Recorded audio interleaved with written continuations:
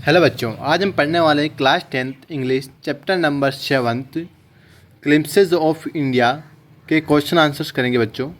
तो ये question answer शुरू करते हैं बच्चों। फर्स्ट पार्ट जो हमारा देर का इसके अंदर ए बेकर फ्रॉम गोवा, गोवा का एक बेकर जिसके बारे में बताया गया है। ओरल कॉम्प्रिहेंशन करेंगे बच्चों इसकी। तो आइए शुरू करते हैं। Question number first, what are the elders in Goa nostalgic about. Nostalgic मतलब जो पुरानी यादें में खो जाते हैं, इसका अर्थ ये होता है दोस्तों। तो गांव गोवा के जो बुजुर्ग किस बात को लेकर पुरानी यादों नॉस्टैल्जिया में खो जाते हैं। The elder in Goa were nostalgic about the old और पोर्टुगीज डेज। पोर्टुगीज में पुर्तगालियन होता है। The Portuguese and their famous loaves of bread.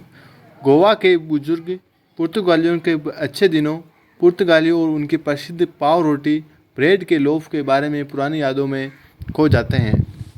Question number second दोस्तों, is bread making still popular in Goa, how do you no. क्या गोवा में आज भी ब्रेड बनाना लोकप्रिय है या पॉपुलर है, आपको यह कैसे पता चलता है। तो दोस्तों, क्या गोवा में आज भी ब्रेड बनाना पॉपुलर है या नहीं है, या आप किस बात से आपको पता चलता है, इसका उत्तर देना है। तो यह so friends, yes bread making is still popular in Goa. हाँ, गोवा में भी ब्रेड बनाना लोकप्रिय है। The author has described about the existence of time old finance and there still burning fire. लेखक ने सदियों पुरानी भट्टियों और उनमें आज भी जलती हुई आग के अस्तित्व का वर्णन किया है। जो हमारे कवि हैं उन्होंने गोवा में जो बन रही है भट्टियाँ, जो ब्रेड के लिए भट्टियाँ बनी होती है उनको बनाने के लिए, उनका उन्होंने वर्णन किया। आज भी बनी हुई है, उन पर आज भी ये सब चीज़ें बन रही है। The Goan society is still having moulders, bread mixers and bakers. Goa के समाज में आज भी मोल्डर्स, साँचे में डालने वाले, ब्रेड मिलाने वाले वो बेकर्स मौजूद है। तो हमारे कवि कहते हैं कि जो हमारा ब्रेड बनाने के लिए साँचे होते हैं वह सब, और ब्रेड बनाने वाले लोग भी सब मौजूद है, और वह अभी भी पॉपुलर है। What is the baker called. Baker, ब्रेड बनाने वाले को क्या कहा जाता है। The baker are known as poder. Bakers को पादर के नाम से जाना जाता है। दोस्तों, next question, question number 4 is very important. When would the baker come every day. रोज बेकर रोज कब आता था। Why did the children ran to meet him. जो बच्चे थे उससे मिलने के लिए क्यों भागते थे। The baker came twice every day. Baker हर दिन 2 बार आता था दोस्तों। Once when he set out in the morning on his selling round, जब वह बेचने जाता था। एक तो वह सुबह जब वह बेचने के लिए निकलता था, जब वह आता था एक तो गाँव में। And the then again when he return after emptying his huge basket.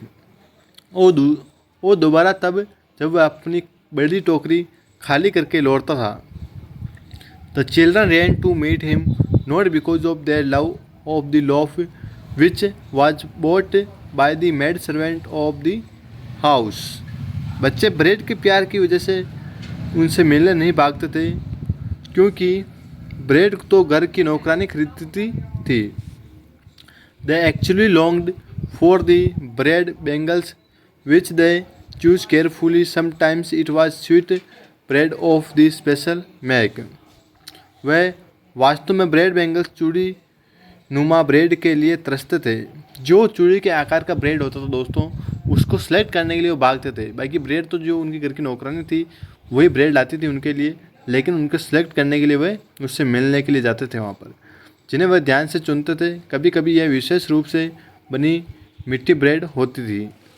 Question number next, question number 5 दोस्तों, ओरल कॉम्प्रिहेंशन चेक दी। इसके अंदर मैच द कॉलम दिए गए हैं दोस्तों, तो उनको करने हैं अपन को। तो ये करते हैं दोस्तों, match the column. Match the column, what is must. निम्नलिखित का मिलान करें, कौन सी चीज़ किसके लिए अनिवार्य है। तो दोस्तों मैंने इसका आंसर आपके इसके सामने पहले लिख दिया है। तो एज ए मैरिज गिफ्ट, शादी के उपहार के रूप में क्या दिया जाता था? स्वीट ब्रेड, कोल्ड बोल। बोल नामक मीठी ब्रेड थी, वह शादी के गिफ्ट्स के लिए दी जाती थी। For a party of A feast, party या दावत के लिए क्या दिया जाता था? ब्रेड दिया जाता था दोस्तों, ब्रेड, पाव रोटी जिसको बोलते हैं। फॉर ए डॉटर्स इंगेजमेंट, जब बेटी की शादी होती थी या सगाई होती थी तब क्या दिया जाता था? तब सैंडविचेस बनाए जाते थे, उनकी मम्मी बनाती थी सैंडविचेस उनके घर पे। फॉर क्रिसमस के लिए केक और बोलिनास बनाए जाते थे जब क्रिसमस होता था। तो दोस्तों क्वेश्चन नंबर नेक्स्ट करते हैं। Question number second, what did the bakers wear, जो बेकर्स थे वह क्या पहनते थे? इन दी पोर्टुगीज डेज, पुर्तगाली दिनों में। When the author was young, जब लेखक छोटा था तब वो लोग क्या पहनते थे, वो पूछा गया दोस्तों। इन दी पोर्टुगीज डेज, पुर्तगाली के दिनों में दोस्तों, the bakers had a particular dress known as the kabai, bakers के एक खास पोशाक होती थी जिसे कबाई कहा जाता था, वह कबाई के नाम की ड्रेस पहनते थे बच्चों। It was a single piece long frock reaching down to the knees, यह घुटनों तक पहुँचने वाली एक लंबी सिंगल पीस फ्रॉक थी जो वह पहनते थे। और नेक्स्ट क्वेश्चन इसका पार्ट सेकंड है। When the author was young he saw the bakers wearing a shirt and trousers, जब लेखक छोटा था या फिर जवान था तो उसने बेकर्स को शर्ट और पतलून पहनते देखा था, तब वह बेकर्स को शर्ट और पतलून पहनते थे। Which were shorter than full length once and longer than half pants, जो पूरी लंबाई से छोटी और हाफ पैंट नेकर से भी लंबी होती थी। क्वेश्चन नंबर नेक्स्ट दोस्तों, question number third. So question number third बच्चों, who invites the comment he is dressed like a pader and why, उसने पादेर जैसी पोशाक पहनी है, ये टिप्पणी किस सुनने को मिलती है और क्यों? जो पादेर जैसी ड्रेस पहनी है वह कौन है और उसको ऐसा क्यों कहा जाता है, ऐसा पूछा है दोस्तों। Anyone who wears a half pant which reaches just below the knees invites the comments, जो कोई भी हाफ पैंट पहनता है घुटनों के नीचे तक पहुंचती है वह टिप्पणी सुनता है। He is dressed like a pader, उसने पादेर जैसी पोशाक पहनी है।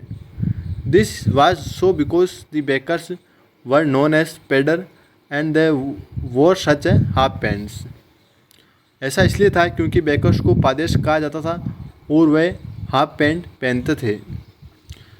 जो बेकर्स थे उनको कहा जाता था कि उनके लिए कमेंट किया था कि ये ऐसा है और वह हाफ पैंट पहनते थे। Where were the monthly accounts of the bakers recorded, bakers का महीने का हिसाब किताब कहाँ दर्ज किया जाता था? जो बेकर्स आते थे उनका मंथली अकाउंट का हिसाब कहाँ रखा जाता था उसके बारे में पूछा है। The monthly accounts of bakers were recorded on some wall in pencil, baker का हिसाब दीवार पर पेंसिल से लिखा जाता था। पहले के लोग दोस्त क्या है कि उनके पास मतलब जो लोग थे वो दीवार पर लिखा करते थे, लिख देते थे जिससे सबको दिखता रहे और उनको याद रहे ताकि लोग भूलते नहीं थे। You can ask to your fathers also about that कि ऐसा होता था या नहीं। Question number fifth, what does a jackfruit like appearance mean, कटहल जैसा शरीर जैक फ्रूट लाइक अपीयरेंस का क्या अर्थ है? A jackfruit like appearance means a plum physique, कटहल जैसी बनावट का अर्थ है मोटा ताज़ा और गोल मटोल शरीर। Such a physique was linked to the bakers because they never starved. Baking was a profitable profession. The baker, his family and his servants also looked happy and prosperous and had a jackfruit-like appearance. ऐसे शरीर baker से जुड़ा हुआ था क्योंकि वह कभी भूखे नहीं मरते थे।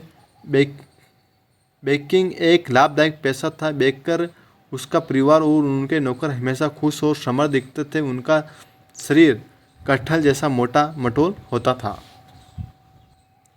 तो यहाँ दोस्तों जैक फ्रूट का कटहल मतलब बताया है जो तो ताज़ा मतलब हेल्दी हो, वो थोड़ा फेट हो, उसका अर्थ बताया है। तो बेकर से जुड़ा हुआ है, वह कभी मतलब भूखे नहीं मरता था, भूख मतलब हेल्दी रहते थे हमेशा। वो लाभदायक पैसा है उनका। ये जो पैडर करना बेकर्स जो बेच रहे हैं वो उनका बहुत ही लाभदायक ऑक्यूपेशन है, लाभदायक व्यवसाय है। वो हमेशा खुश रहते थे, वो समर्थ दिखते थे दोस्तों। नेक्स्ट क्वेश्चन बच्चों, thinking about the text, true false statement दिए गए हैं। तो आइए दोस्तों ये करते हैं। सो दोस्तों think about the text, true और फॉल्स। थिंक अबाउट टेक्स्ट, हमारे बुक के अंदर क्वेश्चन दिए गए हैं, उनके ट्रू फॉल्स दिए गए हैं। Which of this statements are correct, इसमें से कौन सा कथन सही है। The pader was an important person in the village in old times, पुराने समय में गांव में पादर एक महत्वपूर्ण व्यक्ति होता था।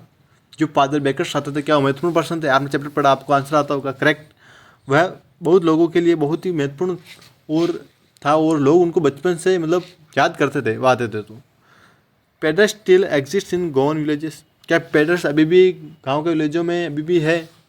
गोवा के गांव में आज भी पेडर्स मौजूद है। करेक्ट, सही मौजूद है, सब आते हैं वहाँ पर। जो फाइनेंशियल्स है, भटियाँ हैं, सब मौजूद है, बनाने वाले मौजूद है। The pader went away with the Portuguese, पादर पुर्तगालियों के साथ चले गए। क्या पादर पुर्तगालियों के साथ चले गए? यस और नो? इनकरेक्ट है। The pader still exist in Goa villages, गलत, पादर आज भी गोवा के अंदर मौजूद है, वे कहीं नहीं गए दोस्तों। सो ऐसा बताया गया है, सिर्फ पूछा गया तो ये आंसर ये गलत है इसका। तो अपने थर्ड तक कर लिया, फोर्थ करते हैं दोस्तों। आइए, the pader continue to wear a single piece long frock, पादर आज भी सिंगल पीस लंबी फ्रॉक पहनते हैं। Incorrect, the pader wear shirts and trouser that are shorter than full length, जो पादर है गलत ही आंसर। पादर शर्ट और पतलून पहनते हैं और लंबे से छोटी और हाफ पैंट से लंबी है। Once longer than half pants, bread and cake were an integral part of Goan life in the old days, पुराने दिनों में ब्रेड और केक गोवा के जीवन का अभिनंदन अंग थे। Incorrect, bread and cakes are still in integral part of Goa, वह पुराने दिनों में ऐसा नहीं था, बल्कि अभी भी ऐसा है कि वह इंटीग्रल का पार्ट ऑफ है गोवा है। आज भी गोवा के जीवन का अभिन्न अंग है। Traditional bread baking is still a very profitable business, परंपरागत ब्रेड बनाना आज भी बहुत लाभदायक व्यवसाय है। करेक्ट, क्योंकि आज भी सब वहाँ ब्रेड बनते हैं, जैसा बताया गया चैप्टर में, वहाँ सब भटियाँ वटियाँ बनी हुई है अभी भी। और तो आगे देखते हैं दोस्तों, next question, question number 7। Paders and their families starve in the present times, वर्तमान समय में पादर और उनके परिवार भूखे मरते हैं। इनकरेक्ट, बल्कि पेडर्स बहुत ही खुशहाल लोग थे और बहुत ही मोटे ऐसे होते थे, है ना? चैप्टर पढ़ा आपने, याद आ रहा होगा आपको।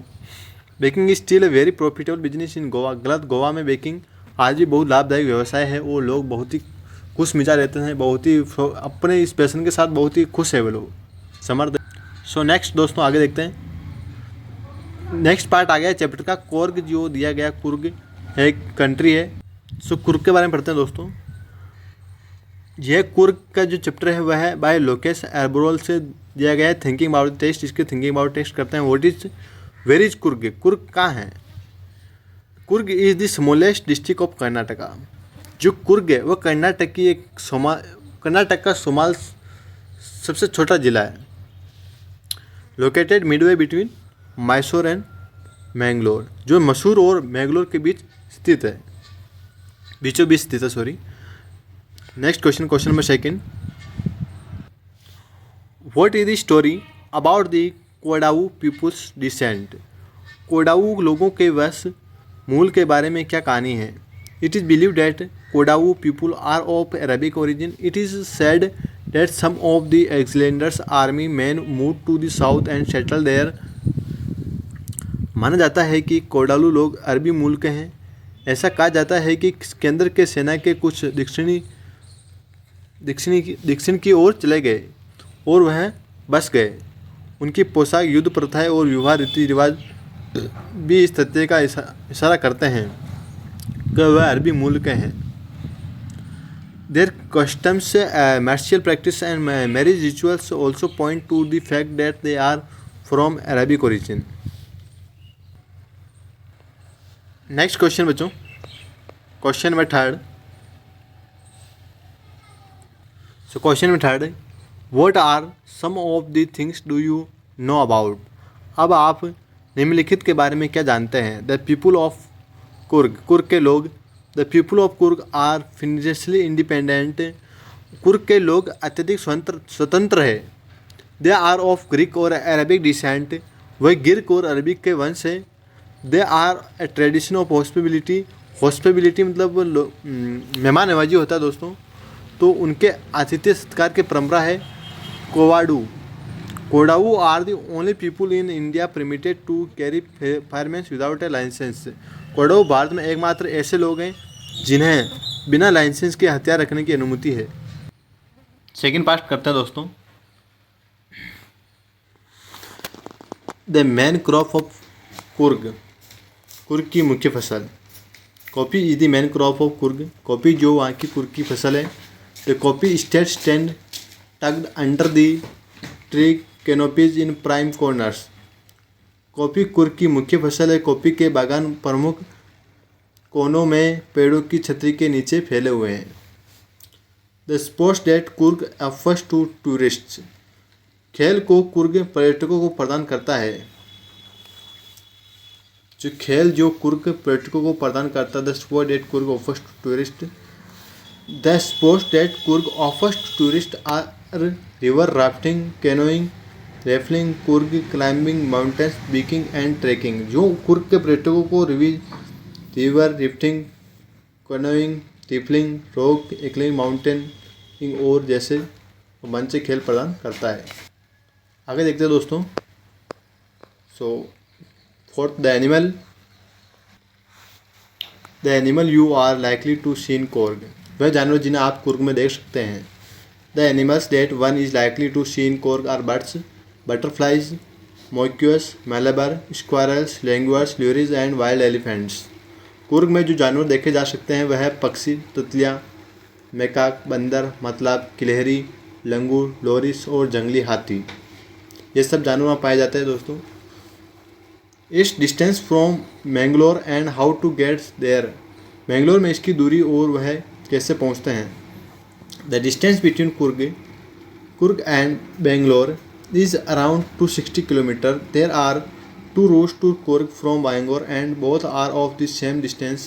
The most frequent route is one by Mysore. Coorg और बेंगलुरु के बीच की दूरी लगभग 208 किलोमीटर है। बेंगलुरु के कुर्ग के दो रास्ते हैं, दोनों की दूरी समान है। सबसे ज़्यादा इस्तेमाल किया जाने वाला रास्ता मसूर होकर जाने वाला है। आगे देखते हैं दोस्तों, पार्ट थर्ड आ चुका है चैप्टर का, tea from the Assam, Assam की चाय। इसके थिंकिंग अबाउट द लैंग्वेज वाले क्वेश्चन करते हैं।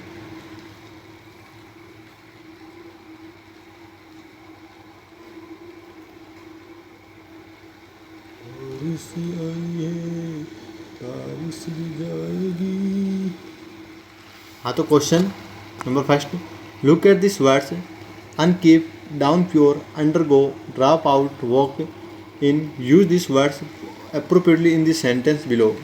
नीचे दिए गए वाक्यों को सही उपयोग करें। A heavy downpour has been forecast due to the low pressure in the bay of Bengal. Bengal की खाड़ी में एक दबाव के कारण भारी मूसलाधार बारिश, डाउन प्योर का अनुमान जताया गया है। Rakesh will undergo major surgery tomorrow morning, Rakesh का कल सुबह बड़ा ऑपरेशन होगा। My brother is